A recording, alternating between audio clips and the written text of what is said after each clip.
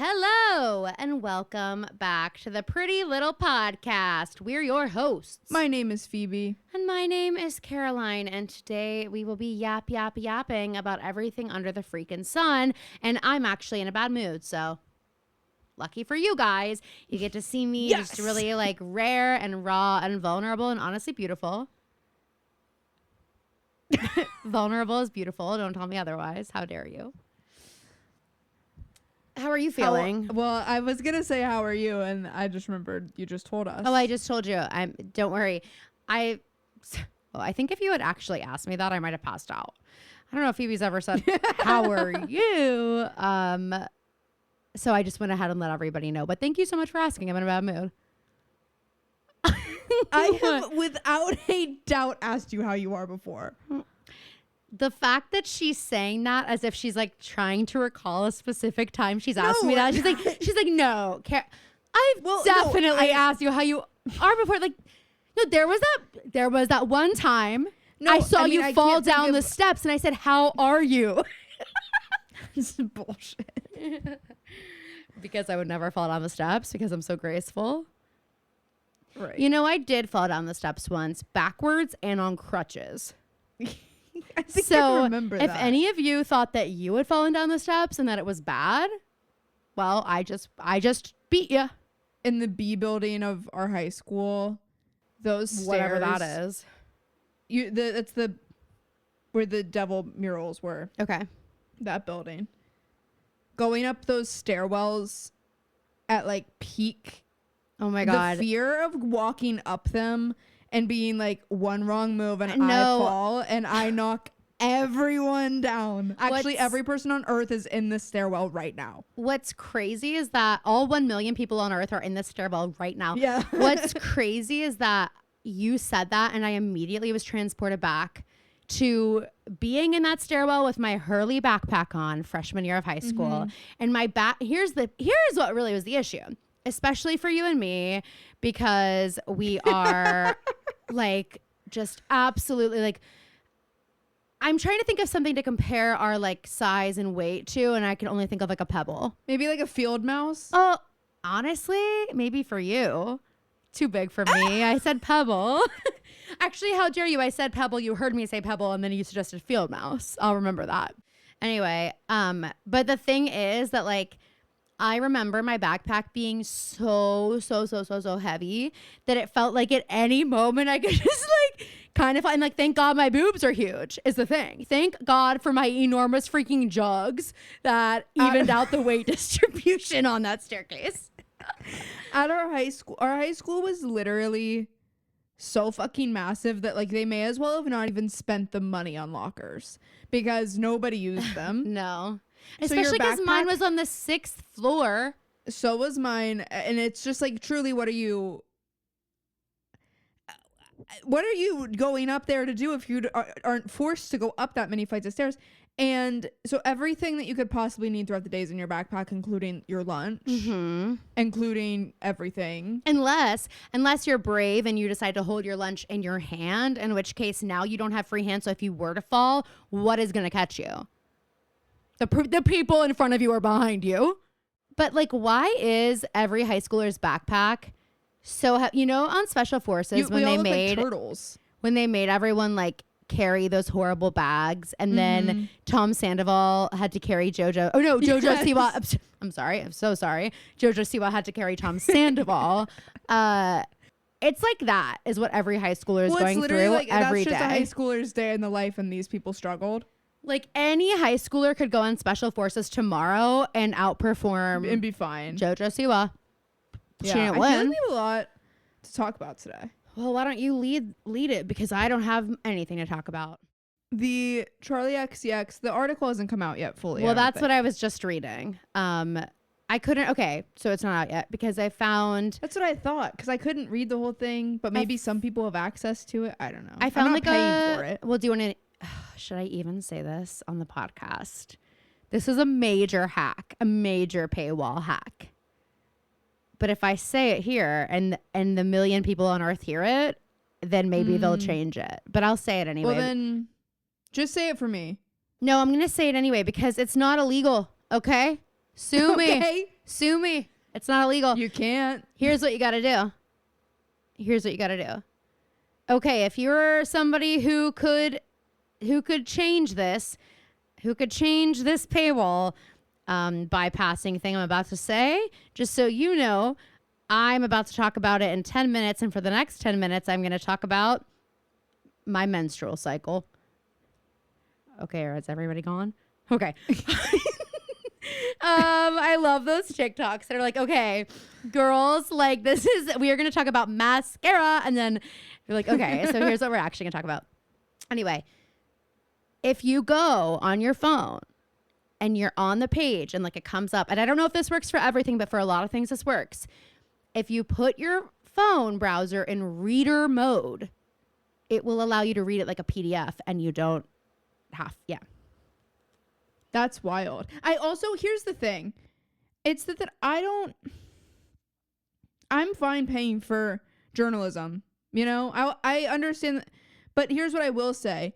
Don't try to gaslight me into thinking that I've read 5 of your articles this month when I know for a fact I haven't clicked on one. Don't tell me I've exceeded my limit when I know this is the first article of yours I've read since high school. Don't flatter yourself into thinking that you're my fucking homepage. Like, believe me, I don't frequent your site, bro. No, but tell me why. No, never mind. Not that tell me thing. What I actually wanted to say, I need to go back a little bit because I was going to piggyback off this, but this is more important. I'm fine to pay for journalism. And you don't think that's what this is? I didn't say this. I don't think I'm know until you read it. I don't think I'm always paying for journalism. I'm sorry, Cosmo magazine, no offense. Like, I'm just trying to get freaking blowjob tips. Just kidding. I'm just kidding. But one thing that is absolutely making me LOL. When I was growing up, you guys, which wasn't that long ago. When I was growing up, Cosmo, I don't know why that was funny. Cosmo Mag was like calling all super sluts who's trying to get fucked and be really good at it. And at the end it's like an eye level for a kid. Literally, in the grocery store. In fact, it was so like this that, well, I famously started reading quite early. And I also famously taught myself how to read. And so I was going to my friend's house and they had like Cosmo magazines out. And my mom was like, could you please put the Cosmo magazines away when Caroline's over? Because she's coming home and like educating us on blowjob tips. I just want you to know that that's 2 insufferable things in that phone call conversation. One is, can you please put these inappropriate things away? And number 2, because my daughter is, are you familiar with the Gifted and Talented program?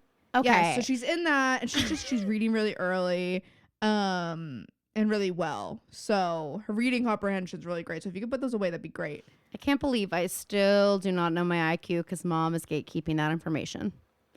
She literally is keeping it from me. Mom does not know it. Mom has my IQ written down on a piece of paper and she said, you're not allowed to have it because if you had this knowledge, what would you do with it? That's what mom used to say to me. I used to be like, Mom, please, because she did used to know my IQ. And I said, Mom, what is my IQ? Mom, what's my IQ? And she wouldn't tell me. I think because she thought I was going to go brag. And she was right. Still trying. Yeah. But yeah, like Cosmo used to truly be just article after article about how to achieve your O at the same time as your man. Like that was what every single article was. And I remember like being in the airport one of the first times I was like traveling alone and I was like, I'm getting a freaking Cosmo mag and nobody can tell me not to. But then I was like, God, if anyone sees me reading this Cosmo mag, they're going to know I'm a whore. Like everyone in this airport is going to be like, okay, so she's part of the Mile High Club. Like everyone's going to think that. And now Cosmo's like talking about politics and like, so I feel bad for saying that, you know, I'll pay for journalism and Cosmo isn't that because there are some articles on Cosmo and Teen Vogue that are airing on the side of journalism now. However, yesterday or something, I see on my timeline a post from Cosmo and it's like 10 sexy tips to make your man squirm. And like, that's what it was. And the comments were like, oh my God, Cosmo, like seriously, Cosmo, can we get some class? Are y'all new here? And then there are other comments that are like, clearly you guys have not like, 5 years ago, this would have been the normal thing to see on a Cosmo fucking magazine. The point that they're like, I can't believe this is on my timeline. Like, what is Cosmo doing? What am I following? It's like, I don't know what you thought you were following. I don't know what you thought you were following. I knew exactly what I was following when I followed Cosmo Mag. And I for one, say, bring it back. Go follow Politico if you want to see this shit. Yeah, ask Phoebe for her split screen setup if you are really interested in the news. Don't follow Cosmo Mag. Only follow Cosmo Mag if you're a super slut like me and you want to know how to give a hickey. And you're in the Mile High Club. And you're in the Mile High Club or aspiring to be so. Just kidding. I hope you guys know that was all a total joke. Everything I said. Except for... and we'll leave that up to interpretation. I love that this is us 10 minutes into the app. So like we really just weeded out a great portion of people that could be first time listeners, I'm sure. Or they're like on the edge of their freaking they're seats. secured. Or they're like, but holy shit, what did I just tune into? What have I been missing? That's the real question. Okay, so the Charlie XCX article. Yeah. Do you think we're getting Sympathy is a Night featuring Taylor Swift? And do we want it? Let me walk you through my thoughts on this, okay? Because just prior to letting you into the room, the Zoom room, I was reading, and it's not the full article, but like an excerpt, I guess, from it, where, a couple things I want to talk about, but we'll start with the Taylor Swift thing. So it says, I'll just read it. It says that she was asked if Sympathy is a Knife is about Taylor Swift. She was like, straight up ass. Okay, this journalism deserves a prize. Yeah. Okay, paywall's fine now. Yes. Because that's journalism. That's bravery. Oh, I know. That's courage. I know. So, and again, like, I haven't read the exact thing, but yeah, it's anyway. So they ask, and she says, people are going to think what they want to think. That song is about me and my feelings and my anxiety and the way my brain creates narratives and stories in my head when I feel insecure and how I don't want to be in those situations physically when I feel self-doubt. She added that going on tour with the 1975 was sometimes a lot to take in. Sometimes I'd look on stage and be like, oh my God, I'm never going to play these rooms ever. That made me feel jealous. I told Maddie that and George, they were both like, shut up. What are you talking about? So that to me says yes. It's about Taylor Swift, because otherwise she would have just been like, no. Yeah, or she didn't want to confirm, because the other theory is that it would be about FKA Twigs. Well, but I also think she was honest in her response in that, no, it's not about Taylor Swift. It's about Charlie XCX. It's about Charlotte. Mm-hmm. And it's about what she feels like. It's genuinely. It's about a young girl from Essex. It's about a young girl from Essex.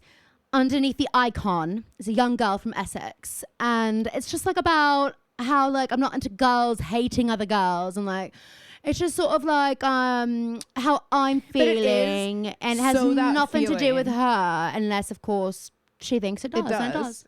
No, it does, but it's like it really is about her. And that I think honestly is a really kind of like mature response, because it's like I always say, like what my therapist says is that anxiety is selfish, and she's like, it's a song about anxiety, how could it be about anybody else? Like it's honestly not about anything Taylor Swift even did. It's just about her existing in this world where Charlie XCX feels like she's competing with her, even though she's not. She feels like she is, and she's like, oh, I'm supposed to try to want to be this because she's the biggest pop star in the world, but I'm nothing fucking like her. I'm never going to. How do I like reconcile that? So like that is what it's about. Do I think there are some pointed lines in the song? Yeah, but that's also very Charlie XCX. So yeah, I agree. The other thing, sorry, I know it was like talking, but did you have something else you wanted to add in? Well, I just think it's the Taylor Swift on top of what she said about being like, even without Taylor Swift, she's already feeling insecure comparing herself to her boyfriend's success. Mm-hmm. And I think that would be hard. But again, like they're doing completely different things. Like the 1975 makes more commercial music than Charlie XCX has historically. Mm-hmm. So they're gonna be playing bigger rooms like that. Yeah. Their music is more listenable to bigger swaths of people. Right. And now their concerts might not be for everybody, but the music is, people enjoy it. And so I think that also goes back to the rewind on Brat when she's talking about like everybody. It would be hard to be her. Everybody around her is telling her how great she is and how amazing she is, but then she's seeing Taylor Swift and she's seeing the 1975 who have chosen to maybe make more palatable music. Yeah. And she's like, am I supposed everybody's to do? saying Yeah. I'm great, but they're all selling out these arenas and stadiums and I'm not. And I think it's also the idea of everyone saying, oh, you're so great. Oh, you're so great. And it feels fake. And it feels like they're giving me sympathy. Like, oh, you're really good too, Charlie. You know, like, and that's how she feels. When in reality, that is how she's internalizing everything, because her anxiety is taking these interactions and turning them into, how can I make you feel like shit? You know, that's what it's doing. It's making it about you when like it's probably, I mean, and how that's what's often, so good about this album. Yes. And I think, and okay, so moving into the next Taylor piece of this is that Taylor, this I didn't realize. So, you know, Taylor was quoted in the article and really, really nice what she said. She basically was talking about like how inventive and surreal Charlie's writing is and how it's always been that way. And she's always been so impressed. And like, I thought that the quote was very astute. It's very in line with like what a smart person would say about Charlie's music. What I thought was interesting is that it says in the article that I read, which again is not the full thing, it said that Taylor submitted a statement to the article. And I like sent it in for the article. And I'm like, why would she do that? Well, I wonder if it was like, the verbiage is just weird to me. I don't know how it works, but like I wonder if like the author of the article maybe sent out to like certain teams, like probably Lord's team, any team that maybe would be connected to someone that a party kind of like affected. Sorry, Dad texted me. I was that's strange. Well, what did he say? Well, I've been sending him like a trillion things. He doesn't answer anything. And then he just answered. I forget what I just said. Send me a screenshot of your text. No. Because I'm just hoping it's all like, hey, hey, Dad, love you. Wait, oh my God, my student was just leaving. Did And as she's leaving, she's like, all right, bye, love you. Oh. she was so embarrassed. I was like, love you too. She like hit herself in the head as she was walking up the driveway. She's like, oh, I was like, it's so sweet. It's so embarrassing. I know, it's so funny. Oh my gosh. I wonder if it was like certain people were reached out to and it was maybe more of a general, it wasn't like, hello, Miss Tree. Can you please? I mean, I know, but the way that they wrote it saying Taylor. I just don't know how Taylor would know it was being written if they didn't reach out to her. I don't know. It's just an interesting way to say it. Taylor sent this in to be included, like is like the way that it was written. I'll have to find it, but I don't want to open it now because I'll have to go in the reader mode thing again. But anyway, I don't know. I don't think we're getting that remix. Do you?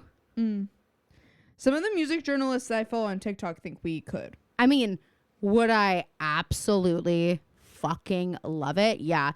I feel like it would start some sort of like civil war in our country, like the Brat stands versus the Swifties. I'm really unsure about whether I want it. Not even for that reason. Because you don't know if it would be just embarrassing for Taylor. Yeah. Well, here's what I'll say about that.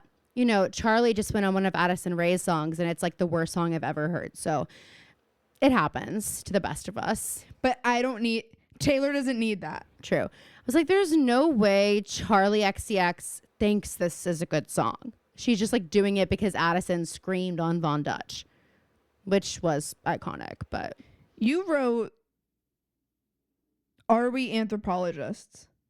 Ah, yes. Easy. So what I mean by that is that anthropology is the study of people, right? It is. You're asking the wrong. I may watch the news, but and doesn't hey, mean I'm smart. Don't you forget it. No. It is. That is what it is. And don't correct me, anyone. That is what it is. And I'm like, as part of our esteemed positions as speculators and, you know, honestly, guess that's- journalistic investigators. Wait. We just unlocked a new tier of road warrior. We have the speculators and we have the anthropologists. We have the speculators, and it's like, it's all speculators- fun and games. Like, it's just, Exactly. we're like, ha ha ha. Like, it's fun. And then, like, They're the more anthropologists to are like, them, it's like light, fun gossip. it's just fodder. Anthropologists are like more into like the culture. We're and like in the movement lab. behind it. We're in the lab. We're doing We're tests. clocking in. We're doing social experiments. We are like employing the scientific method, even maybe though I think it's flawed. 8 steps and it's flawed. Embarrassing. Anyway, I just was thinking about that, and I was like, how have we never said that before? How have we never realized what we really are in society as anthropologists? I'm updating my LinkedIn tonight. Bingo. So Freaking bingo. yeah, that was that. So there we go. I realized, and I kind of want the fans to chime in and tell me if this is weird. Well, And that's when it's can so I pick also me. chime in? Well, can I also chime in and let you know if it's weird? Well, for sure. I Can't realized wait. what my comfort movies are. Uh, And I'm not really like a movie girl. Like I love going to the movies. uh-huh. But like if I'm sitting down on a Friday, if I'm taking my Friday night to myself, in my head I'm like, oh, and I'll watch movies. Hey But guys. when I get into the streaming, I'm like, it's so much work to pick a movie. No, I'm And with then, you. It is. Like, and then I'm like, do I want to watch the same thing for 2 hours? Is now there my list on Letterboxd of how many movies I want to watch is probably massive. But is it ever the right time for me to sit there and watch it? You know? Well, and that is the thing, is that our attention spans are just so much shorter than they used to be. And that, I think, is what it is. Yeah. Like, I need it broken up a little bit more. Sitting down to watch it. But Anthony is a movie. I think it's a man thing. Because Dad does this too. Like, Dad, and we've talked about this, if he walks in the room and, like, The Notebook has just started on television with commercials, which means instead of like 2.5 hours, it's like 3.5. He will sit down and park it. And that is now like his activity for that part of the day. Like, he's going to watch the And whole then thing. if, like, And he's going to try to get Field all of of you to Dreams- watch it. He'll watch it too. If if a movie that he likes is on after, he will watch that. Or like The Notebook might be his home base, but in between the And the commercials, commercials, like if he'll, Top like, Gun, yeah. if Top Gun Maverick is playing, you know he's going back and forth. Yeah. So he's a movie guy, but I guess like if he's going back and forth, that's a little bit more like I could stomach that. But like Anthony, it's the same. If he sits down to watch TV and something is on that he wants to watch, or like literally he'll just go on Netflix and like turn on some random movie and watch the entire thing. And he's just think like, well, I never also- saw it. I'm like, okay. It comes down to my indecisiveness, I think, also is something that makes it hard Mm-hmm. to do it, because I'm like, and maybe this is also, but I also like want everything in the environment to be like Conditions have to be perfect. for me to want to watch a movie. It might be one movie might work in the certain vibe that I'm having, but another might not. All What this is your to like say- ideal movie setup? Well, At it depends on the home. film. It Okay, depends well- on the film. I want to order food. I'm turning the lamp closest to my TV off. Yeah. I have a nice beverage, a Diet Coke, a LaCroix, A beer. a beer. Guys, how old do you have to be to buy cigarettes? 18 or 21? Did No, they Mom's gonna call us in tears. No, I'm just when she wondering hears that. if they changed it. Because I think they last time I did. tried to go buy cigarettes, I got carded and I was like, I don't have my fake. I couldn't get any. 'Cause, no, but I mean, I hope they did, but I'm just, if anyone knows, let me know. You know what you could do? Look Take your it phone up. out of read mode. and You know Google it. what? You could do it too. I could, but I'm not as curious as you. You are just like mean. What that's a candle's going. The lights in this room that I'm sitting in are off. I'm in comfy clothes. Mm-hmm. I can be on Twitter while the movie's happening, but like I'm also not really texting or talking to anybody while I'm doing it. I'm alone. That doesn't sound like you.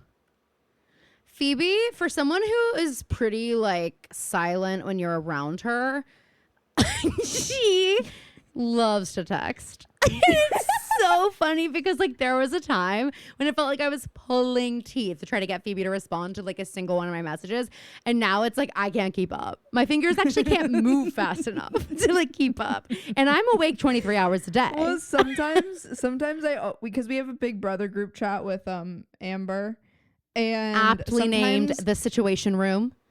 Sometimes I'll like forget that I was the last person to text, and then something will happen. I'll see something on Twitter or I'll see something on the feeds, and I'll go to text again, and I'll be like, I should wait.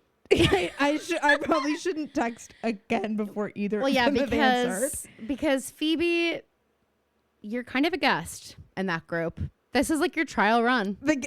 Guys, by the way, if I wasn't in it, it would just be her text with Amber. That still exists. Yeah, but I'm allowing you in. Again, you guys know how it is. You guys know how it is. My texting has strict audition and callback protocol. And Phoebe sometimes makes a swing list and sometimes she gets in on a trial basis. Like, I don't know. We see about it. Well, I think it's working out pretty well. It's going well, but the season's young. Should we speak about this season? Which is so exciting. But wait, one second. I do just want to say my comfort movies are Oh, yeah. the Scream movies. Okay. I think that it is that they're all the same. Oh, that's it? I love the Scream movies. Not be thinking you're about to go on a full list. That's why I said okay. Because I was like waiting for the next one. Scream 1. Scream 2. Scream 3. Scream 4. I was like, certainly Monsters Inc. will be in here somewhere. Like, certainly 10 Things I Hate About You will make it the list because that's got to remind you of me, of sisters, of family. Don't tell me that movie doesn't remind you of family.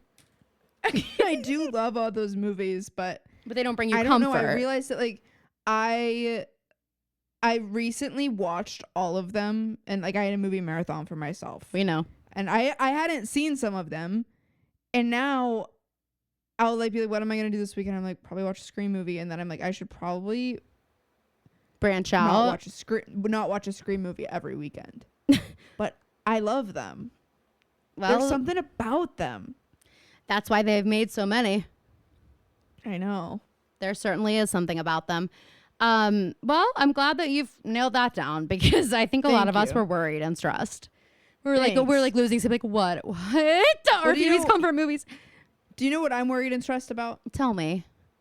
Katy Perry is receiving the Vanguard Award. How has everyone like logged Swift off? Gotten it yet? Has everybody else gotten it yet? Has Caroline Connell, has Phoebe Connell gotten it yet? No? Because if not, I'm sorry. If you're in line, stay in line. Has anybody been online this year who was involved in the making of that decision? Because Katy Perry's like #1 on cancel culture's hit list right now. And I think it was announced after that. Even more so than she was during her swish bish era. God damn it. Wait, what is going on in Area 51? Because we know it's not aliens. Because space isn't. The aliens from the sea? Phoebe. Space. Guys, can you believe that there are 2 people in this universe that are living Caroline's absolute nightmare? They're lost in space.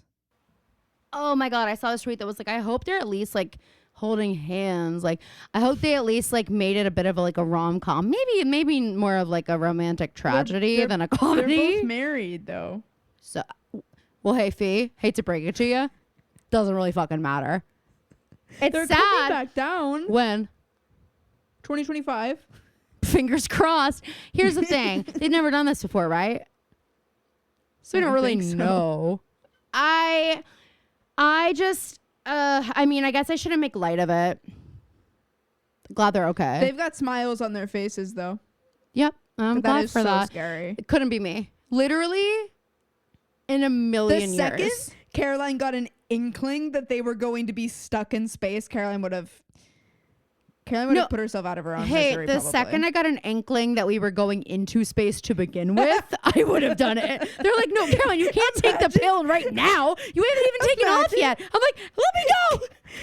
Imagine Caroline Unhand Caroline fully makes it through astronaut school, makes it into a situation where they're like, okay, and Caroline, you're gonna go up into the air, and then And I'm they like, start putting wait, her on the rocket ship, and she's like, wait. I was like, wait, you guys keep saying we're going to space.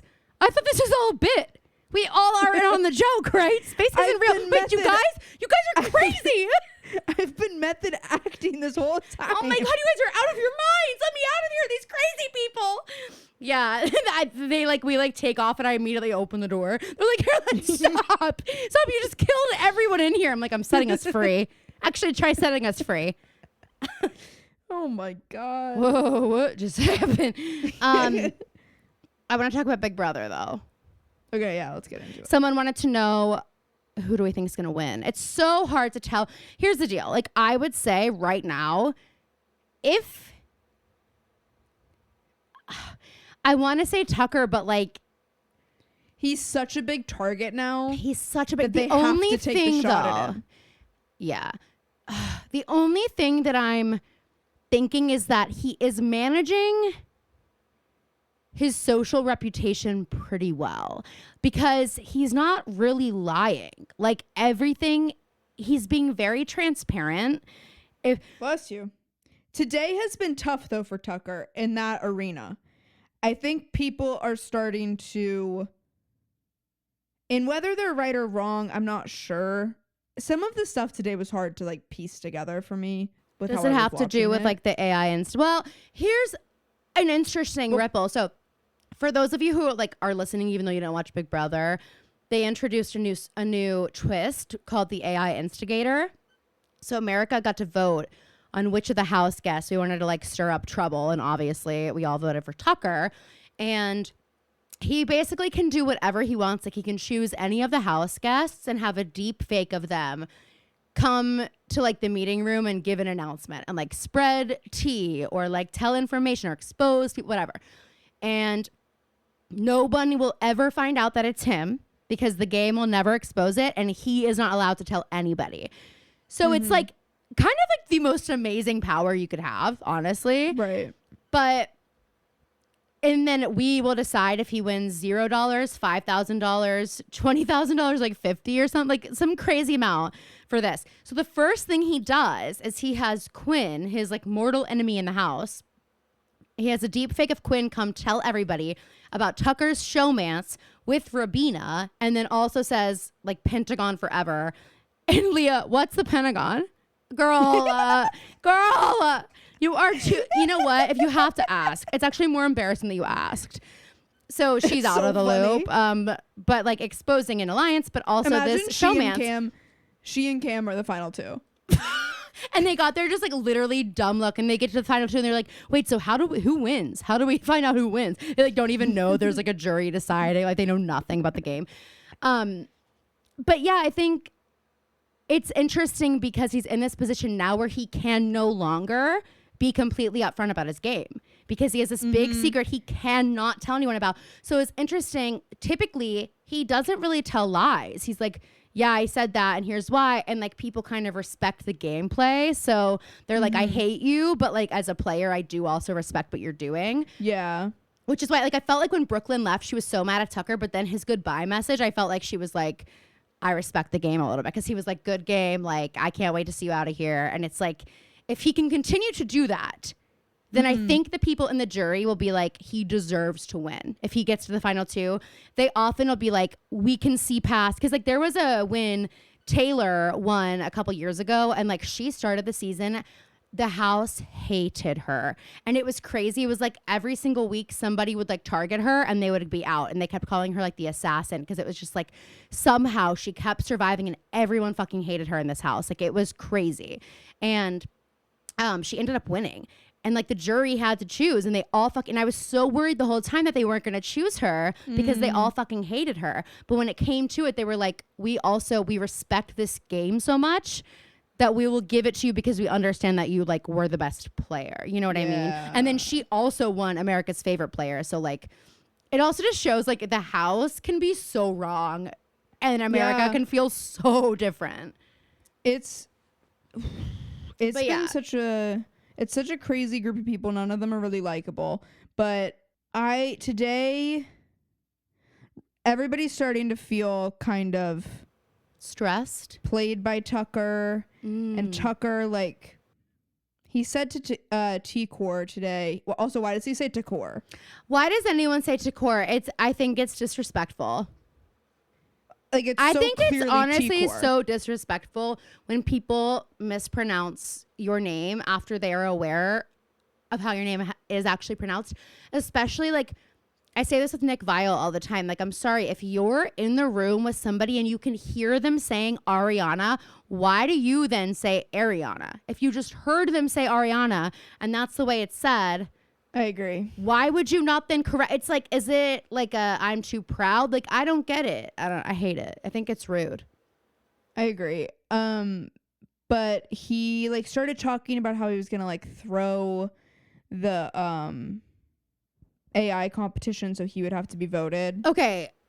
What? And like he was talking crazy gameplay. I mean, today he was talking crazy.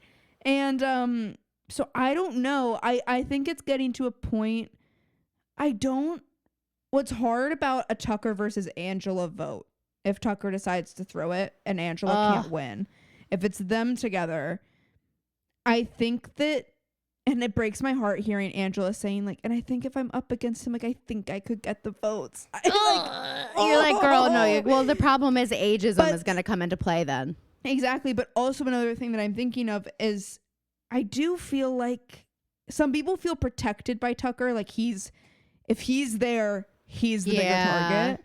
But it is like, if you can get rid of him and keep someone like Angela, well, it'll be interesting to see how it goes. Honestly, but if he gets out, then the season's gonna be. I mean, who knows where the season goes if he leaves? That's exactly what I was just thinking. Is like if he goes, I feel like the rest of the people are gonna be like, wait, how do we even play this game?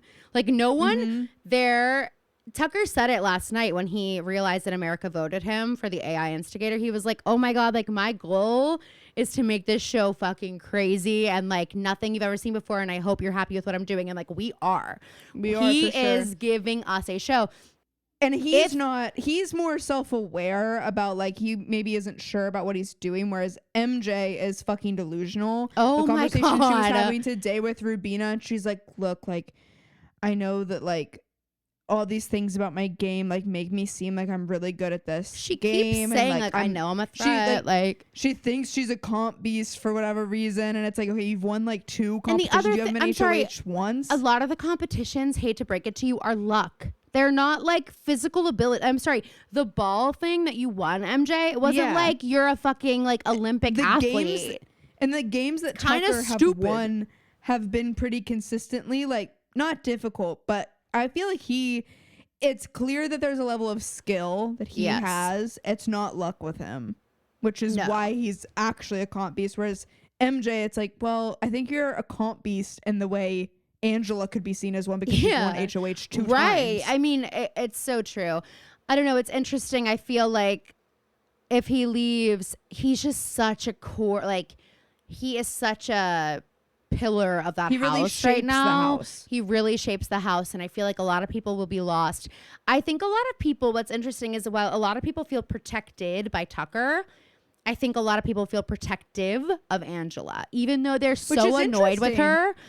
They still like, there's something in them, even Tucker, when he's like reading her the riot act, mad at her, and he's like, I still want to keep you, I'm still trying to help you, like, you know. And it's interesting, but she really is starting to lose it, and she's getting on people's nerves in such a when she walked into the HOH room sobbing, and they're like, what's wrong? She's like, I just feel like I'm going home. I was like, do you know you just walked into the HOH room and these are the people deciding who's going home?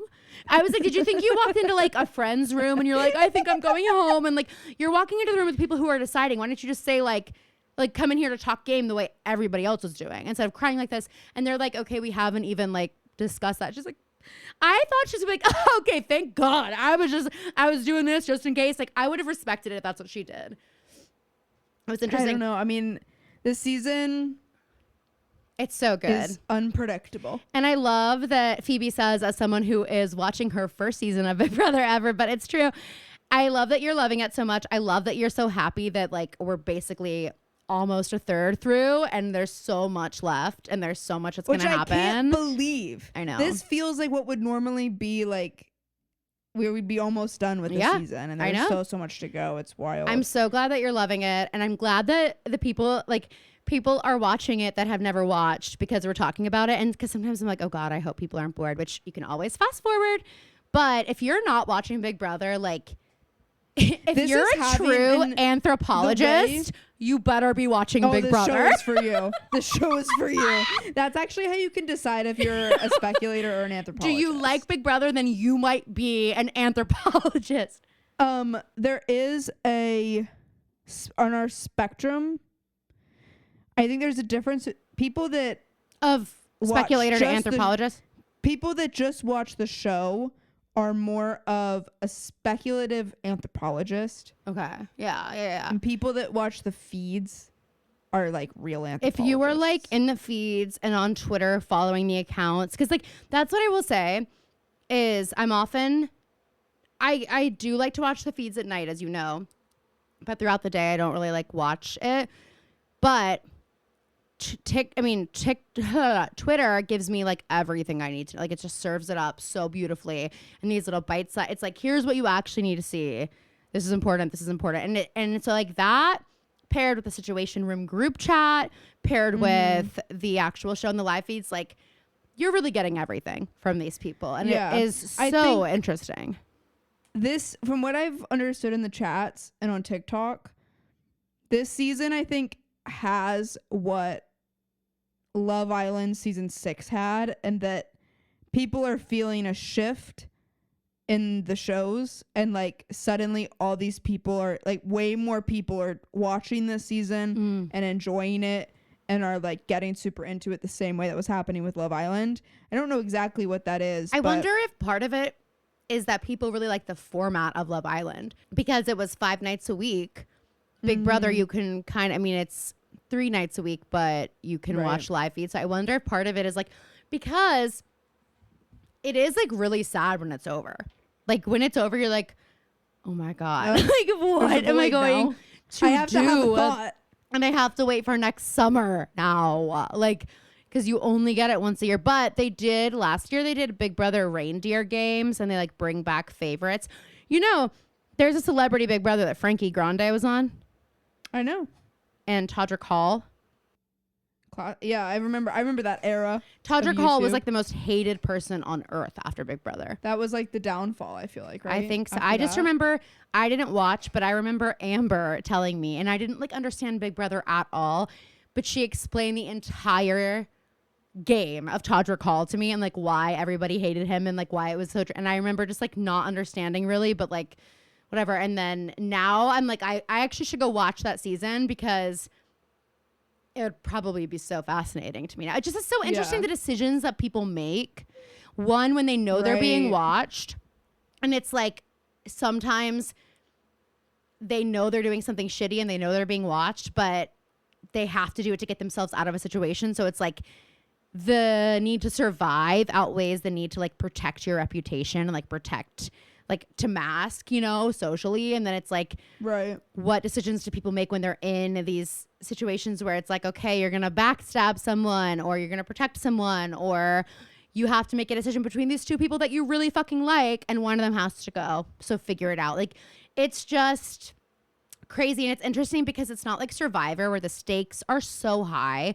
The challenges they're doing there probably really do feel like life or death, you know what I mean, when you're doing them. So it's like, let's say you and I are doing a challenge together and it's in the water, and like you do something that I read as selfish and it fucks me over and I could have gotten hurt and I felt like something like that, then I might have a vendetta against you that goes beyond the show, where like I want to get you out because I think you're like it's personal, like you made me feel scared for my life or something, where like that's just not what it is in Big Brother. So it's all so much more like it's kind of like meaner and darker because it's like you didn't really do anything to me, but Right. I have to make this decision, and like I don't really give a fuck what you think. And even if we were like Leah having to vote out Brooklyn and how that like destroyed her, like yeah, it's interesting. Yeah, it's hard. I just started watching The Anonymous on Hulu. I'm watching it on Hulu. I don't know what channel it is, but it's like a combination of Traitors and Big Brother kind of. And that it's like they're living in a house together, however many people. And at the end of the day, they go in these like pods, like Love Island, where they all have an avatar and they have a group chat. So they all have to like talk, like they'll have to figure out who they're going to vote out as their like anonymously. Oh. But they're trying to narrow down who is who. And you get to pick your avatar. So people are like picking things. They're like, I think who I'm being in the house doesn't seem like someone who would pick this little icon. So I'm going to be this icon and act this way in the group chat and act this way in the house. And then they're just like teaching people how to catfish. Yeah, basically. And when the vote, so then they all vote in the group chat, or yeah, and everybody gets to see which icon voted for which person to leave. And if your name is mentioned, you're up for elimination. And then everybody votes on who they think. They try to match the icons to who they think it is. Oh, and wow. if you're the person that nobody guesses, like they don't get it right, then you get to pick who's eliminated. Oh, wow. Whoa. And you can, even if you're up for elimination and you are the anonymous, then you are obviously safe and can take yourself off the block. But there's like different challenges and stuff. So you have to watch each other's, like people will have like issues with people who don't perform well in the games because the games add money to the prize at the end, like on Traitors. So I think it sounds interesting. Much better than I thought it was going to be. And the guy from Fire Island is on it. And one of the winners from Big Brother is also on it. Ooh, I should watch it. It does sound good. It sounds like I was talking to my boss about this because he really likes the shows like Love is Blind and The Circle, where it's like you're out of sight the whole time. And it's just, it's like a hybrid of all these shows. I was like, I don't like those as much because I love to see hot people. Like, I'm more about aesthetics, and I'm like, I don't really give a fuck what you're doing in behind. I want to see you guys go head to head. You know what I'm saying? Wow. Anyway, but I think they're gonna get to do that once the season continues. I think there will be. Well, no, but you told me they're in the house. house. They're already in the house, right? No. But I mean, like, as they start to get to know the icons better. Oh. The time out of the pods, I think that they're gonna be like, and I think you're this icon, and you said this about me, and why did you do this, and why did you lie about that? Like, I think it's gonna start being like that, which is gonna be sick. Well, maybe I'll watch it. Maybe I'll join in the fun. Next thing I have here is that vests are insane. Do you know how slutty vests can actually look? Yeah. You do? Vests were like my whole thing. Right, and Phoebe famously because they were slutty. Phoebe was always going to school and getting dress coded because she was wearing vests, and they're sending her home like, okay, and again, you look like a whore. And again, the school slut showed up again. This is Amanda Batula's doing, I feel. This is, and like, good for you guys if you are flat as a freaking board and you can make it work. But here's the deal. If I tried to wear a vest out like that, Phoebe, I actually thought about doing it for fun, like as, again, maybe like a social experiment of some kind. I was on Newly, again, sponsor us please, Newly. I was on Newly looking for my, looking for whatever, something to wear. And it was giving me all these vests as top options. And I was like, and these models, Phoebe, are wearing them with nothing underneath. So it's like the vest. And I'm like, oh, it's working for you because you have literally nothing happening anywhere on your torso. So why wouldn't the vest work and be completely like the best is when they're like, it's the androgynous look. For who? No, for who? Because if I put on a vest, there will be make no bones about whether or not I'm a woman. because my boobs will be spilling out in a way that is so outrageous, the police will be called. As Phoebe said, I will be arrested. Like I was just honestly, I'm gonna be arrested for a crime against fashion. Well, a crime against humanity. And Phoebe and I will be arrested for different things. Like she'll be wearing it with like a tie and a fedora, and they'll be like, "You have to get off the streets. But still, you're scaring still people." Nothing under the vest. Still nothing under the vest. But it's kind of hidden. Your cleavage is kind of hidden because of the tie, and then also the shadow cast by the fedora because it's a wide brim. Now you've grown into a wide brim because your head's so freaking big. Because your ego is so freaking massive. And then I'm going to be arrested because they're going to be like, hey, lady, like, I'm walking here. Hey, lady, there are kids around. What are you wearing? This is borderline public What nudity. are you? Not even borderline. Because the buttons are perilously close to popping, of course. And don't even get me started on zip up vests. That's a joke. That's a freaking joke and a half. Anyway, I'm just saying, like, good for you guys who can put on a little khaki vest with your khaki trousers and you can look like chic and you can walk around this town like you're fucking Blake Lively in A Simple Favor. Not me. Couldn't be me. Okay? Couldn't be me. I don't even know if I wish it could. It's kind of just like someone once told me the grass is much greener on the other side. I thought you were singing Cat Cohen for a second. Didn't I sound just like... Does Macy Gray sing the theme song of As Told by Ginger? You just listed like a trillion things I got no clue about. Someone once told me the grass. What else is on our list? Oh, I put some more things. Did anybody write anything in? Yes, but I want to continue to my things really quick. The next thing I wrote was if you're under 21, bringing ice to a party is actually a hack. And I want to explain this because this is actually, if you're in college, I just thought of the best friend getting activity for you. Okay? You're going to a party. You don't have a fake. Or if you're sober. Well, yeah. Or if you're sober. But I was really thinking in the context of like our sister being at school and not being able to bring alcohol to a party. So I was just like thinking of that. And I was like, I wish I had thought of this because growing up, it's like when you're under 21, not that you are ever drinking, but if you happen to be, you usually don't have your own alcohol, especially like if you're a freshman, you know, and then it's like, you're not going to ask people to drink there. Like they need to offer it. It's like this weird thing. If you show up with ice, a humongous bag of ice, you will be everyone's best friend. And here's why. Number one, ice is a luxury. Creative. It's a luxury. In college, like, I'm sorry, when did you go to someone's house in college who had an abundance of ice cubes? Like, most college kids have an ice cube tray, and when those 12 cubes are gone, we have to wait another 24 hours to have new ice. So if you think you're coming in my house and putting an ice cube in your glass of wine, or you think you're making a mixed drink, you have another thing coming. If you think you're shaking up these shots to chill them, you're out of your gourd. You know what I'm saying? Like, it's just not happening. Now, if I bring a humongous bag of ice, suddenly all of our liquor just got a lot tastier in shot form because we can chill the shots, okay? The next thing is now we can make mixed drinks and they're not like so sad and disgusting and warm in a red Solo cup.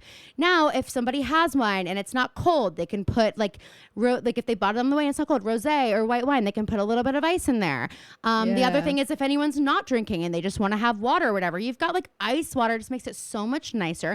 God forbid someone gets hurt. You can just make a little ice pack real quick. There were other things too I was thinking of that the ice was like good for, but I just think honestly I was like that. Oh, keeping drinks cold. So like put it in a cooler. If somebody brings a 12 pack of beer that's warm and you have ice, like I'm sorry, why didn't I ever think of that? I think it's such a good hack for college and like really anything. Like when have you ever gone to a party where a bag of ice would not have been welcome? Or you're not texting someone like, hey, on the way, could you bring one? Like imagine Genius. are you just No, I agree, but I read it in the notes. So I've been ruminating on it. Okay, I didn't know if like sometimes I'm like I don't want to put everything I want to say in the note because I don't want Phoebe to read this and I don't want to lose that initial reaction that we love so much. However, I will have no idea what I fucking mean if I don't put like 5 to 6 details there. The other thing I had in the note was that Phoebe's TikTok comments are turned off and I want to know why.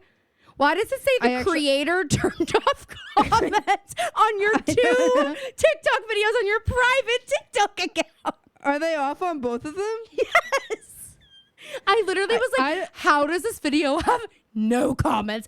The video for those wondering, I put it on our story today as a form of payback. I didn't do that manually. Well, you must have. Privacy settings. Yeah, you better go turn it off real quick because I see that it has a whopping 9 likes, and I'm like, holy shit, 10. this went off. Kelly liked it. Okay, 10. Holy shit, this popped off. And then I'm like, wait, but where are the comments? And then I'm like, wait, not 9 likes and no comments. Like it's supposed to be funny and no one commented. Guys, Like they by the think way- she's serious. By the way, I have 36 followers. Don't I'm not, admit like, that, Phoebe. Don't I'm not admit surpri- that. That's so Why? embarrassing for you. No, I'm so embarrassed now. It's like, Guys. anyway. I think that what it is I have my TikTok on like the basically like Guantanamo Bay level security because Because God you have forbid I so make it- much incriminating shit on No, there. it's not that. It's just like God forbid I like make a TikTok one night and save it to my draft, so I think, but accidentally post it. Yeah. I need that as few eyes on that as possible. Yeah, I guess so. Especially if it's like a sound of like casting a spell. Well, I do have to say, Fee, you said I need as few eyes as possible. And again, let's go back to that follower count. I think you're safe. Private. Well, that's what I'm saying. And no one's looking. That's what I'm saying. I think that when I was going through my settings, I was like, how private Wait. can I make No, this? yeah. No, I forgot for a second that turning off your comments doesn't mean no one will see it. It just means you won't get the feedback. And Yeah. Phoebe is famously not open to feedback.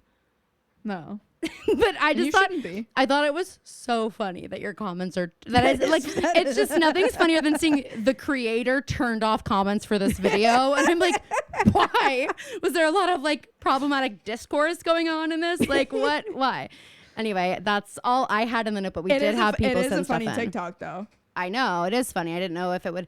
I knew it was like just the right amount of embarrassing that like you wouldn't actually be mad at me, but like it might. Well, you were able to discern whether or not it would be embarrassing for me by the fact that I had my comments turned off. Well, and the other thing is that you might not believe this, but I actually screen recorded that video like earlier today before we even had a phone call, and I decided I needed to get revenge on you.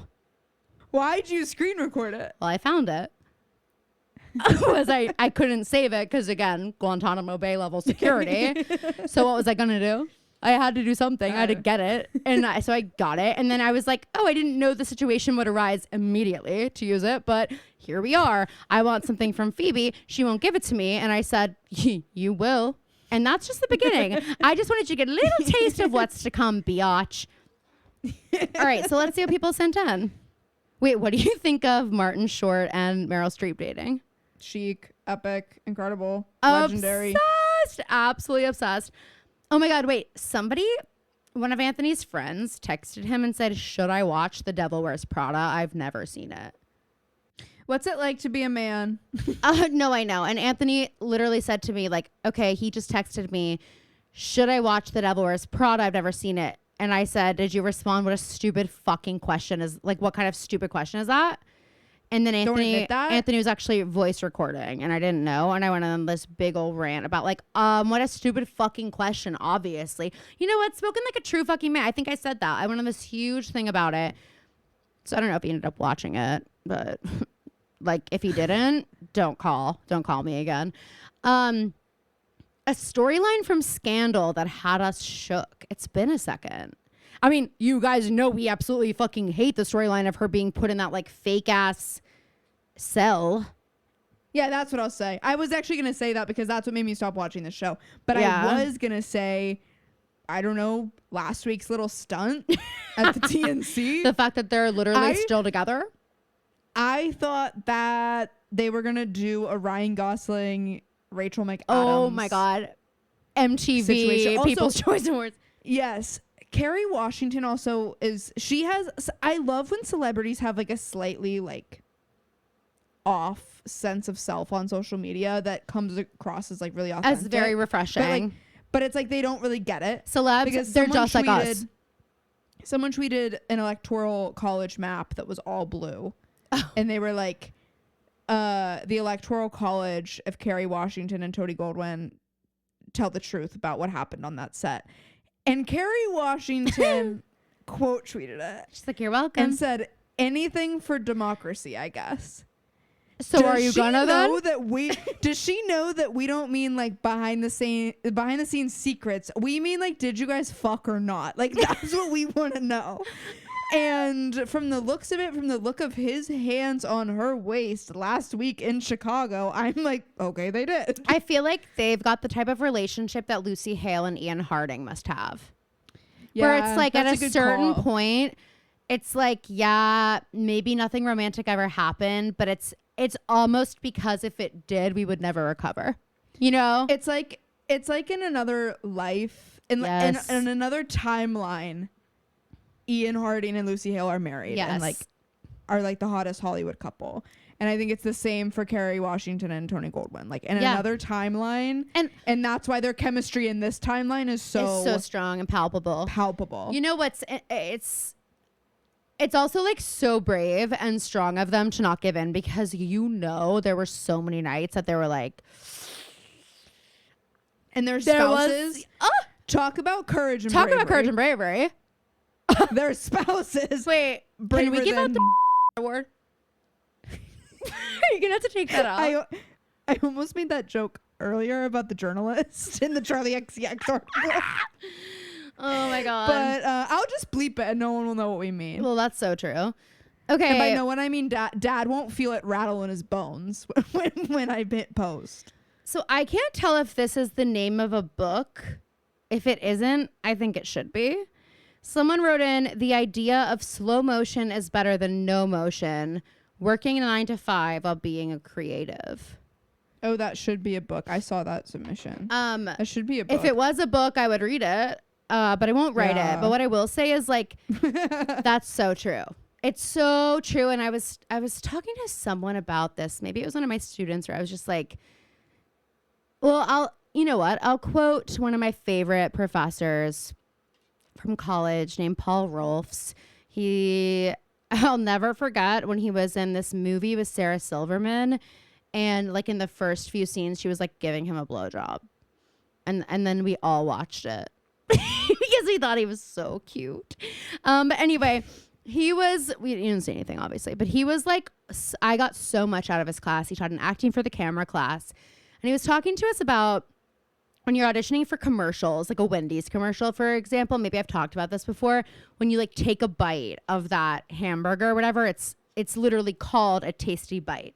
That is what the term is, like in film jargon. So if I were like, all right, Phoebe, you'll come in, you'll say like, we'll have the voiceover playing, you'll look at the camera, do your tasty bite, and then whatever. And like the tasty bite has to have like a like or whatever after. Like it has to be just like so uncomfortable. And we all had to do tasty bites once, and it was just like mine was like a Snickers commercial, and it was obviously the most embarrassing thing anyone's ever had to do. But what he said to us was like, you know, the tasty bites are what pay your bills. Like the tasty bites for the National Wendy's commercial, you're gonna make so much fucking money from that you're not going to have to worry about it for a little bit, and you can go do those passion projects that you want to do that pay you fucking nothing. Or you can go start that podcast that you really want to start and you didn't have money for equipment, or you were like, I don't have time to invest in something that's not going to give me an immediate ROI. Like I need to be doing things that I need to be auditioning, or I need to be like whatever it is, actually working. And he said sometimes you have to do those tasty bites so that you can do what you really want to do. And I just thought that was like a really interesting and smart line. And I think it applies to a lot of things, but especially this idea that like, yeah, my 9 to 5, like I could have it way worse for sure. I don't hate it. But is it like my dream? No. Is there a world where I would love to not have to do it and I could just be creative all the time? Of course. That is what I'm working towards all the time. But there's also something to be said for having that 9 to 5 or having that tasty bite that allows me the space and the financial security and the freedom and the flexibility to do these things that then feed my soul and like make me happy. And you do have to say to yourself, like, it's better if you're a writer, it's better if I write for 5 minutes than 0 minutes. And maybe those 5 minutes I'll get in a groove and it will turn into 500 minutes. Who knows? Mm-hmm. But like, I have to have this thing grounding me so that I can then go explore those avenues of my life, because the reality is they don't pay on their own. So you have to like figure out how to make it work for you and how to make it fit into your life. And I don't know I don't know what kind of question was being asked, but I think that like, again, that should be the title of a book. Also, the idea of slow motion is better than no motion Applies to so many things. Really, because it can also be like, I think it's so easy to, and maybe we can post a couple. You and I both follow the Creative Independent. I love the Creative Independent. That Instagram account is really great. There's another one that I follow that we'll post that is also really great. I love seeing. It can be. When I see like something from the Creative Independent on my feed and I'm like about to like it and I see that Phoebe's already liked it, I love that because we've never actually talked about how we both follow that account, but I think it's really great. It really has some, and I send them to like my students' parents sometimes when like I know they're like, there's just some really good nuggets and so many different perspectives on that account too, and so many different levels of creatives and different kinds of creatives, and like. Some weeks you might see a name on there that you're like, you know what they did, and you know they're like societally they've like become successful. All of the people on that account are successful, but like it's a name that you recognize, and other weeks it's someone that you've never heard of talking about it, which can be really comforting. Yeah. But I think that it's really easy for creative people to like, I think number one, it's hard to consider yourself a creative. It's really easy to feel like have imposter syndrome in that way, and it's even easier to have that when you aren't always creating. But just because you're not always creating doesn't mean that you're not a creative. It just means that like you're getting ready for your next thing, and that doesn't just look like fit like actual prep for what you're getting ready to create. It also looks like letting your body reset, letting yourself take inventory, and being in touch with yourself in that way, so that the next thing that you create actually feels like you. There's a Cola Scola, the person who did Oh Mary on Broadway. They had a speech at the end of one of their shows, and I just sent it to Jules because Jules and I were just having a conversation about creative fulfillment and how it's hard to feel, honestly very similar to the question that was asked. We were talking about having jobs that aren't, even though I love my job, but like a lot of creative people, a 9 to 5 isn't what they want. It's called a survival job for a reason. In the industry that they feel like I'm lucky that my job is around things that make me feel creatively fulfilled. But that's not the case for everybody. So we were talking about like finding and like getting home from your job and being like, I don't have the energy to expend on being creative right now, and then you end up feeling guilty about that later, and you're like, I should have used that time being creative, and I don't have any work to show for any of my creativity, so I don't feel like a creative and all this stuff. But anyway, I sent Jules this video of Cola Scola talking, and they're like, let me pull up this quote. Caroline, I think you'll like it. You'll like this quote. While you're saying that, one thing I also want to add on to that is like Phoebe's saying, sometimes creating or being a creative doesn't always look like, you know, molding something with your hands or writing something on paper. A lot of times, in order to be a good artist and creative, part of that is collecting experiences and living your life, because that's important too. Like everything we create has to come from something, and oftentimes it comes from the most powerful things that we create come from our own experiences and things we've learned and lived and whatever. So it's like, maybe that night you go home and you don't have the energy, but you're like, you know what, I'm going to watch a movie that's been on my movie watching list. And maybe there's a performance in that movie that's going to inspire me so much. Or maybe I'm going to see something that's like, oh, that makes me think of this friend that I'm going to text and ask to get lunch. And then we're going to go out and who knows what we're going to talk about, and just putting yourself in situations where it's just like expanding your brain or inspiring you or looking for inspiration or spending quality time with people and just being an anthropologist. Like that's also part of being a creative. At church this week, part of the message was letting yourself have a worn out life. And the idea of like, I don't want my remote to be the thing that's worn out. I don't want my couch to be the thing that's worn out. I want my house to be worn out from hosting. I want my books to be worn out from reading. Yeah. I want my voice to be worn out from talking. Like all these different things. And vocal health matters. It's applicable to any life well lived, is to like to live. I think that's a really well put. But anyway, this Cola Scola quote is, when you have an idea, it's really embarrassing to care so much about something that doesn't even exist. It's like trying to convince your doctor that you have a tumor. Yeah. And Cole was looking at the people that they were on stage with and was like, what it's all about is just like finding the people that also believe that you have a tumor. Yeah. And Wow. if I can't get my doctor to believe that I have a tumor, I have this group of people that also believe in this thing. That might feel really embarrassing, but now we have all of you guys here who also believe that there's this tumor, and now there is a tumor. Right. Yeah, that's great. And I think it's all about, finding people who will match your freak, finding people who believe in you and what you're doing. And there's this idea that it's like, you need to say yes, let everyone else say no, and eventually someone's gonna say yes, and like it's just like what you're saying there. Like, I'm gonna go to every doctor and be like, no, I swear to God there's a tumor, and they're gonna say no, there isn't. And then I'm finally gonna go to a doctor that sees it, and it will be worth all those no's that I had, because now we're gonna move forward with this. So that's really nice, Fee. Will you send me that so I can post it as part of like our thing? We haven't really talked about Lala and Sheena going on to the Valley. What do you think? What do you think about it? I saw this video. It was like Jax Taylor like running out of rehab when he realizes that Lala and Sheena are taking over. Did you see that Britney renamed Jax's Brits while Jax is gone? Yeah. Oh my God. That's crazy. Wow. That is crazy. Yeah, I don't know. I mean, maybe actually, here's what I'll say. I've been kind of annoyed about it just because I didn't want Bravo to give in. I know. To definitely what Lala and Sheena want. Exactly. What they want. I don't want that. Yeah. But I do think, now that I'm thinking about it, they are better suited for the drama that happens on that show with where they're at in their life right now. That's a good point. Yeah. Whereas Schwartz and all the singles are still like, they're getting older, but they're still living their young life. So I think that it kind of works. And also, like, I know that it didn't work out when like we had those seasons of Vanderpump when Max and Dana and all these people were on it. Like, they were trying to introduce the new Vanderpump Rules cast. But I still don't think that we're too far.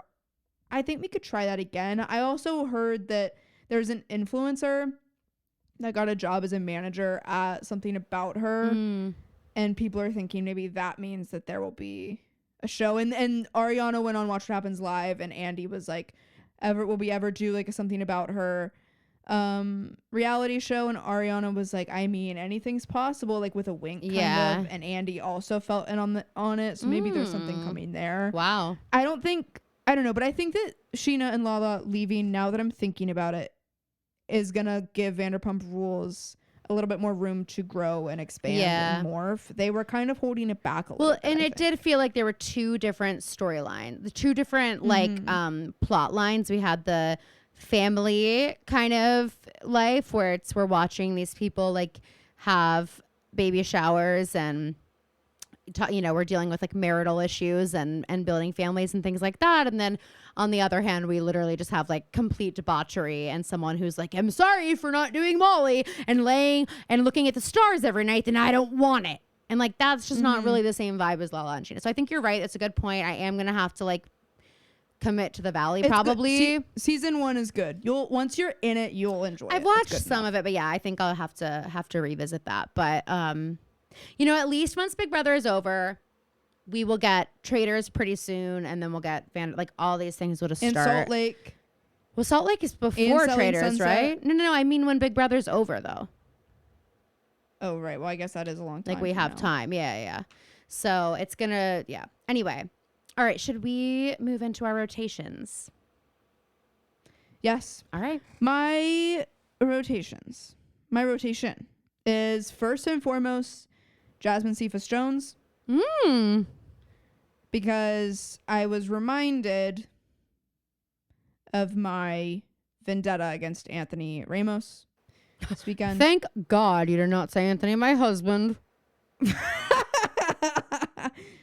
I just was first of all, he annoyed me in the movie. Well, yeah. Second of all, I just remembered, like, he had it all. And it sometimes it really does bother me when like a man does that to a woman. Like he's on top of the world. Obviously it bothers me. I think it bothers everybody. But it's hard for me because I am someone who believes that people can change and grow, and that doesn't mean that that mistake should necessarily define the rest of their life. But I do struggle with seeing him in like the biggest blockbuster of the summer when he Are you calling Twisters the biggest blockbuster of the summer? Yeah, it is, I think, numerically. Oh. It's like the summer movie. It doesn't feel like it when I saw it. No, the movie didn't feel good enough to be considered that. I thought Glenn Powell was so hot, and that's all I cared about. I mean, I didn't love it, but I don't like weather. I knew I wasn't going to be interested in that. We're anthropologists, okay? We're not weatherman. We're not meteorologists. We're not weatherman, and we are not meteorologists. We're not meteorologists. If you're a meteorologist, you were on the and wrong I'm not podcast. a weather vane either. But Phoebe was right. No kiss is crazy. Oh my god! What's the point? Okay, was the point that they needed to lock us in for a sequel? Like, all you had to do was put Glenn Powell in it, and I would be locked in. Next is Sabrina Carpenter, of course. Yes. Short and sweet. She didn't disappoint, and I just want to shout out Cammie. Me and Cammie have been on the Sabrina Carpenter train since fucking 7th grade, and it's paid off. Phoebe's favorite thing is to be like, and I actually have been on this train longer than anyone on earth. No, believe me. Even if you didn't say it, I'm sure people would guess. What's your favorite? What's your favorite? I love Dumb and Poetic, and I love Sharpest Tool. I think those are my faves that I love. Jack Off to lyrics by Leonard Cohen. Oh my god. I mean, she paints such a picture. She really does. It's a great. There's not a song on there I don't like. I don't think. Not really either. I'm not. Slim Pickens isn't my favorite, and frankly, please, please, please, I don't love. I skip a lot of the like singles, obviously, just because I've heard them enough. But she's got that like, I think it's in Taste she does this, but the way that she enunciates to and do is very like Dolly Parton, very like. It's very Casey Musgraves if Casey Musgraves had a personality. Sorry, I don't dislike Casey Musgraves. It's so I funny. don't even dislike Casey Musgraves, but like I do think she her is voice just is very blah. She's boring, boring, boring. And Sabrina Carpenter like takes what Casey Musgraves could be doing. She's serrated. Yes. And then she also is like mixing it in with Pop Princess, like, and it's working. She's found her groove. I feel like this is the year of a lot of artists like finding themselves, honestly. Like Chappell Roan, Sabrina Carpenter, Charlie XCX. We've really seen like it's I do think that it's kind of the way we're looking at these album releases and stuff. Charlie mentions it in the article. She's like, it's a campaign. We're not thinking of it as like a release. So like my stylist was picking outfits for me for this entire season of my life a year ago. And it's part of the campaign of Brat. And I'm like, that's so interesting to think of it that way, like a marketing campaign. And I feel like Jenna Ortega is doing that right now with Beetlejuice. Like we just continue to see. I know. I had a crazy moment. First of all, I saw yesterday I saw the trailer for Wicked for the first time in theaters. Oh my God. That first and Miss foremost. Elphaba. But also seeing Bowen Yang on my big screen. Oh my God. Dreams do come true. I saw the trailer for Beetlejuice, and I'm not a Beetlejuice fan. It's not for me. I don't love that kind of humor or horror. I know it's not horror, but I don't love that kind of. It's just I never have loved it. Have you listened to the musical? I love the musical. So good. The soundtrack. I don't know if I'd enjoy the. You would. I did. But, and I thought you know what the slushies there. Yes. Didn't you get fucked up? No, Phoebe. Actually, I didn't. I ordered a green apple slushie and I was like fucking pumped, and I'm drinking it. I'm like, this is so good. I cannot believe there's alcohol in here. Oh my God. No alcohol. No, it's for kids. There's no alcohol in it. I'm like, I'm about to get drunk. And Anthony's like, that's a kid's. And I'm like, no, it isn't. He's like, yes, it is. Yes, it is. He's like, did you notice we didn't get carded? I'm like, we're not 21. Like, he's like, Caroline, It's just like a fruit slushie. Oh. I'm so glad he told me, because God forbid I start acting fucked up. Who knows what I'm capable of? Okay, anyway, you were saying. I saw the trailer for Beetlejuice and I was like, wait, maybe I want to see this. And that paired with Jenna Ortega's fits throughout this press campaign, and then her looks in the music video with Sabrina Carpenter, also the whole Shawn Mendes, Camila. I was like, I don't think I remembered how long their like fling was lasting. In my head, they like were seen together at a few parties and like were just like maybe hooking up. Like I didn't know how much was concrete. And this album, I was like, this album, I would say, cleared it up. Yeah. I'm gonna talk about it too. So anyway, last but not least is gonna be Angela from Big Brother's BLTA. Oh, I mean, and honestly, in tandem with her, you should put the editors of Big Brother, because the way they did that was so fucking funny. First of all, that sandwich looks, she was eating another one before we got on. That yes, girl. It's just so funny. But that sandwich looks so fucking good. It did. But the fact that literally they're counting down the seconds until she can eat. Angela's basically drooling as she's handling the ingredients to make this sandwich. Like, she's like, I'm not going to make it at midnight. It needs to be ready for me to take my first bite at midnight. Yeah. And she like made it like a second too early, and that was the longest second of Angela's life. Stay strong, Angie. Stay strong. And then she bites into it, and I mean, like, I want to experience that heaven. It's like, I mean, it's like when you see some food in like on a TV show that's not real food, and you're like, I want to eat that so badly. What Angela's giving us is Tasty Bite. Angela just did a masterclass on what a Tasty Bite is. This is why I texted. I think I texted in the Situation Room today that Angela is just like everything she does to me, and I don't know if it's just like the age, but like everything she does is to like me so is our just mom. Our mom. I know. Well, she also low key dresses like mom. Yes. You know what I mean? Like that Old Navy sheet. The little shorts and the chambray button down top and little that's like such a summer beach mom outfit. Yeah, like the hair, like in the she hates My Little Pony, but she loves and maybe Low Pony. the like whole like emotions on her sleeve kind of thing. It might have something to do with it as well. No, mom, if in this movie, the second someone started playing the game against her, she'd be like, I know. Wait, I just can't say anything. Is Virgo August? When does Virgo start? Because I want to know what her sign is. Because she's like August 11th or 16th. I think that would make her a Virgo, cusp Leo. Oh, yeah. Sorry. You're right.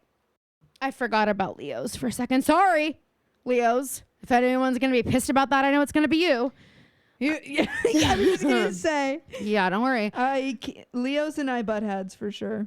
That makes sense. All right. But much love to KK, our grandmother. She is not a Leo, but yes, much love. She is a Virgo. She's a Virgo. Yeah, but much love to our grandma for no reason at all. Virgo and Leo's flipped. Yeah. No, much love to our grandma. Always. Oh, actually, more love than you've ever thought possible for our grandma. We won't say why, but just know big things are happening. Big things. Huge, even. Cataclysmic. Okay, can I do my rotation?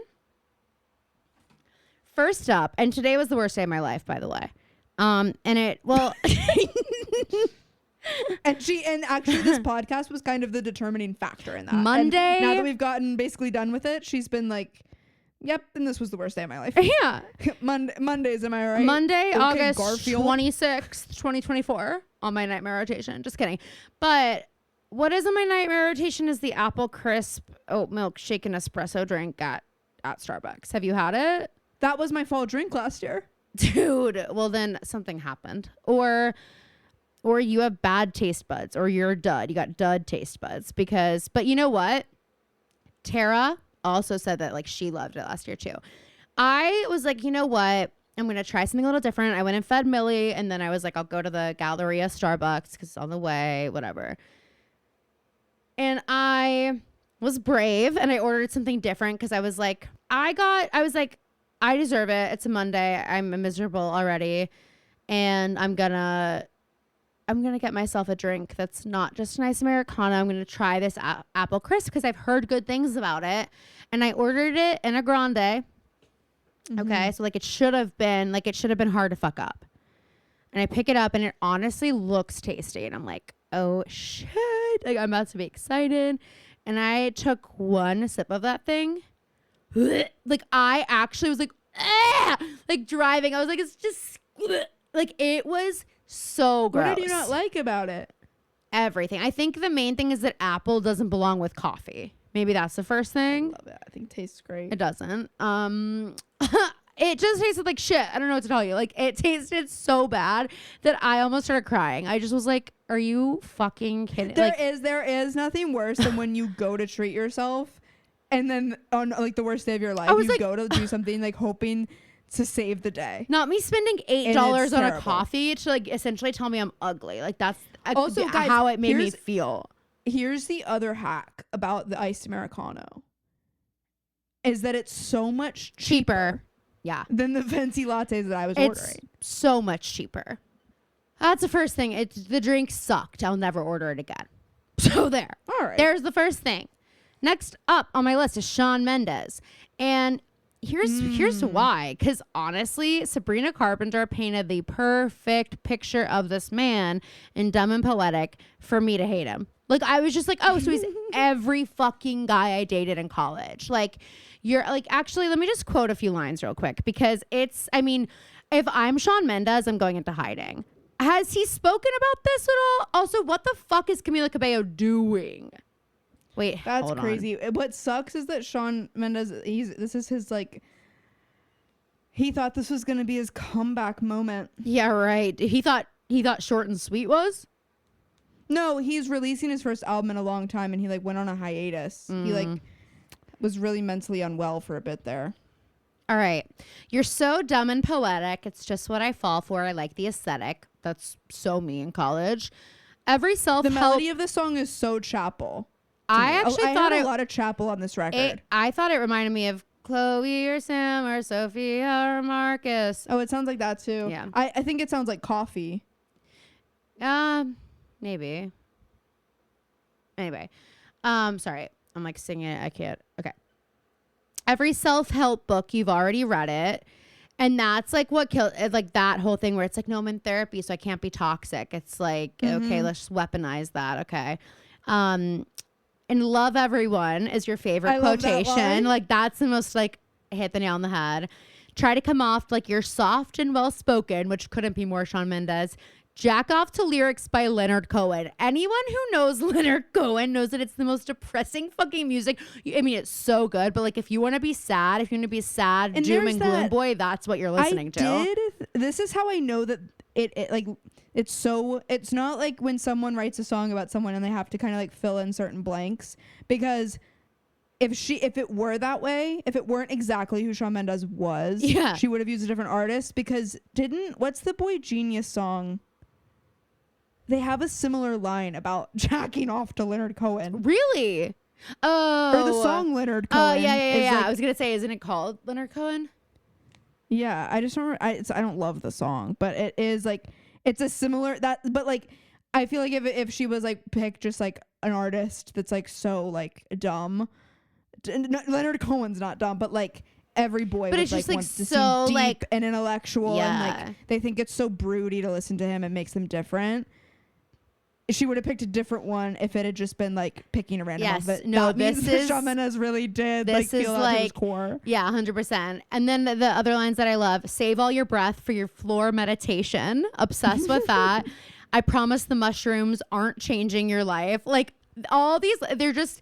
It is so. And anyone who has ever dated that skinny white boy in college who's an English major or something, music major, theater made actor, whatever it is, and they're just like, you don't know when it gets me, like sad boy. Like I'm over it. I dated 5,000 of them, and it's honestly, hey guys, not that fun to be sad all the time. So that's that. But I just thought the whole album just paints a really funny picture. And then I thought Camila Cabello was like, I thought it was so weird she posted that TikTok of like June gloom or whatever. Like, why did you do that yesterday? yesterday, a full day. He's like, with the hair. what hair. the fuck? Like, and that part of the song, too, it was just a bizarre thing. And also, like, you two, Camila, do you know that you and Sean are broken up? Like, do you know that everyone involved in the situation is also- no longer involved romantically? Exactly. Sabrina's not with him. You're not with him. So we can all just... He's doing his own whatever thing It's in the like woods. they're seeing how beef has become almost like a PR strategy for a lot of celebs, and it's And almost like Camila they wanted think that. they're doing that, and it's like, But well, it doesn't Sabrina really like didn't- hit for you. Sorry. Sabrina wants nothing. And it's also hard when, like, Sean and Sabrina aren't. Sabrina's letting the art just be the art, and Sean hasn't said anything about it. So Camila trying to invest in the drama and the beef is coming off as crazy. Yeah, correct. But, you know, it's all a lot. Okay, and finally on my nightmare rotation, and this might be the debut for Phoebe Connell on my nightmare blunt rotation, but Phoebe's actually the biggest gatekeeper in the fucking world. There's a family recipe she will not give to me. Like, actually won't give to me. That's I why. might give it to you. Because now you're scared, because I effectively frightened you.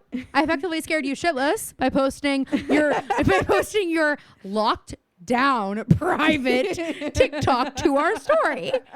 And there's more where that came from, okay? That was the first thought I had in my head in the 10 Mississippis when we got off that FaceTime. I said, you know, I actually already prepped this content earlier today. Didn't know what it was for, but here we are. And the little voice in my head knew what it was for, and here we are. Divine timing. It was divine timing, exactly. And I'm just saying, like, that was just the beginning. Give me the recipe. I'm like Mr. Krabs. Give me your plankton. Give me the Krusty Krab, the Krabby Patty recipe. Like, that's how I feel. And you are Mr. Krabs, greedy and selfish. That's your like money. That's like you right now with the recipe. Recipe. I'm making so much money off of it. You're just so dumb and poetic. Anyway, that's my nightmare rotation. Phoebe, will you post them? Yeah. Not the like thinking about it. Sorry, let me rephrase that. Post them. Period. Post them, period. Okay, guys. Well, this was the app. Thank you so much for all the feedback we're getting on our new system. You know, it's kind of scary. And I didn't realize that some people might not like immediately be obsessed, because they are. But I didn't, like, a few people were like, oh, I was nervous about it. And I was like, wait, what? Like, you were nervous about it. Why? And I just realized they're like, well, like, I thought the show was going to change. But it's really been two separate shows for a long time. And we finally just, like, took the leap. Whole time. Yeah. We finally just took the leap and turned it into two different shows. And I think it gives us a lot more, like, longevity in this space. And I think it's just better for us to have these moments together, you know? So for those of you that are listening to only Tuesdays, we appreciate you so much. For those of you listening to Tuesdays and Thursdays, holy shit, that's our dream. And if you're just listening to Thursdays, you'll never hear this. F you. Just kidding. Listen to whatever you want to listen to. That's fine. We love you. We live to serve. We live to create. On Friday, we are going to have our pilot recap episode of The Secret Life of the American Teenager, which feels like a summer staple that I have not revisited in the longest time. I don't know about you. I haven't watched it in a really long time. What, were you raising your hand to speak, or what was that? No, sorry. It took me a second. I was reading something on my phone and I was having to reprocess your question. She was checked I out. haven't watched it in a long time. In other words, And she I was checked haven't- out. And I never finished the show. I don't think I did either, and I don't think I'm it's gonna gonna feel compelled to, but I don't think it's going to do to me what The the OC OC pilot did to me. almost definitely not. But I do think it will be fun to revisit, because that show did have a bit of a hold on me. Like, I did really like it when it was up, but the remember that. acting is actually like abysmal, and I'm It's in the script writing. humble beginnings for Miss Shailene Woodley. I'll tell you that much. Humble beginnings Humble beginnings. in the OC. Well, true. Well, that's true. I forgot about that. It all comes back to the OC or Cabaret, and that's where we'll Or leave Claire this. from Or Aquamarine. what am I thinking, or Claire from Aquamarine in her PB teen bedroom. So that will be out on And Friday. that's called Anthropology. And that, my friends, and it all comes full circle. That is called Anthropology. On Friday, you will have that episode for tier 3 on the Patreon. And don't forget, we have a podcast last week. We really got in depth on the Love Island USA reunion. It was a good talk. It's video. It's up for tiers 2 and 3. And then we'll release next month's Patreon schedule soon. But if you guys have any suggestions, requests, our DMs are always open. Make sure that you're following us on all social media. Instagram at The Pretty Little Podcast. The O in podcast is a 0. On TikTok at The Pretty Little Podcast. Follow us. Join our subreddit. We are still using it. It's not just for the book group. It is r/The Pretty Little Podcast. And we would love to have you guys there to just kind of chat. It's a fun little community. I think that's all the housekeeping I really needed to share right now. But make sure you tune in on Thursday as well. We love you guys so much. I think that's it. And we will see you next week. And I'm walking here. Like, we gotta decide, are we doing that for this and we're doing and splat for the other? Are we doing are we just cutting in I think splat? it's whatever I feel. Oh, you get to decide. Okay. Well, you can say whatever you want. Who said we have to say the same Have you thing? guys heard of the song High and Dry by Coldplay? Well, It's by Radiohead. have you guys heard the song High and Dry by Radiohead? Phoebe will edit that. I'm sure, I am positive Phoebe won't embarrass me. She'll edit that out. I know she will. That's just the kind of girl she is. All right. That's it. We already said bye. See ya.